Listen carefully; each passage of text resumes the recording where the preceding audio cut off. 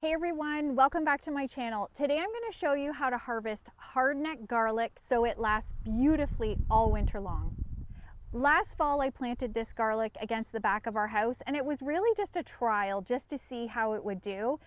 I don't know how this is going to turn out because it's dried out. Now, a couple of things. I should have harvested probably last week because the leaves have really dried out. I couldn't because we were doing hay and it didn't fit into our schedule. The other thing that I noticed, and I'll show you a close-up, is the garlic that's at the front of the bed. I think the bulbs are going to be bigger compared to the back. And I'm thinking it's because they got more moisture. So this is just a very small bed that I just was playing with just to see what the garlic would look like. I have another patch that's at the back that's much better, but we'll have a peek and see what these bulbs are like. Keep in mind, when you're planting against a house like this, it's really hot because of the brick. So this bed is ready sooner than what my back one is. But again, it's drying out more. It's facing south, so it's getting a lot of sun and then a lot of heat because of the brick. So let's have a peek.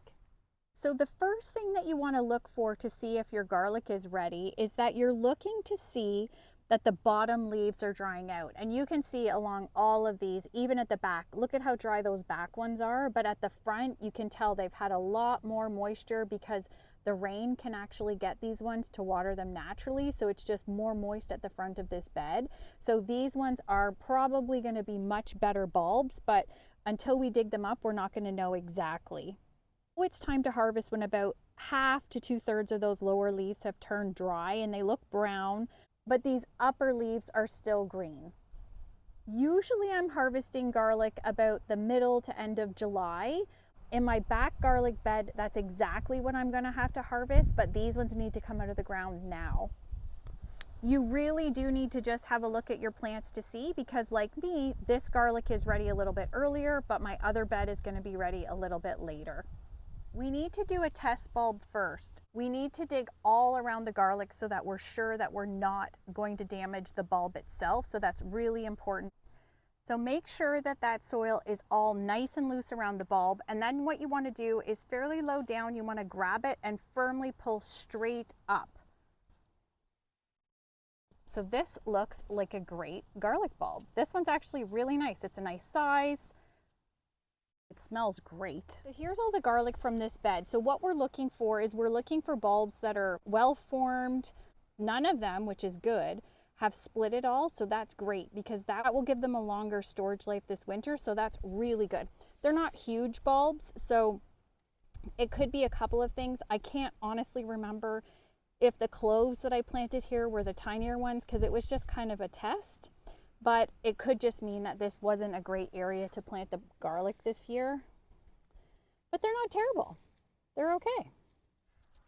Once you've harvested all your garlic, what you need to do is you need to tie these in bundles. And so what I do is I usually take just a small group. So you can put like say 6 or 10, and I just put them at different heights. And you want to do that because you want to make sure that there's good airflow going through here. And then all that I do is I tie the top with some binder twine, and I have lots of twine from hay bales, but I just tie it. You could use string, you could really use anything. And then all that I do is once I tie it, I hang it over a rope in our garage just like this, and you let it dry for about 2 or 3 weeks. And by letting it dry like that, you're letting it cure. And then I will put a link to a video above to show you what the next steps are to cleaning the garlic. But what you need to remember is it needs to be in a place that's dry and that doesn't have direct sunlight. And what you're gonna see is all of these leaves are gonna dry out, but that's a really important step before we would actually clean the garlic to store it for the winter.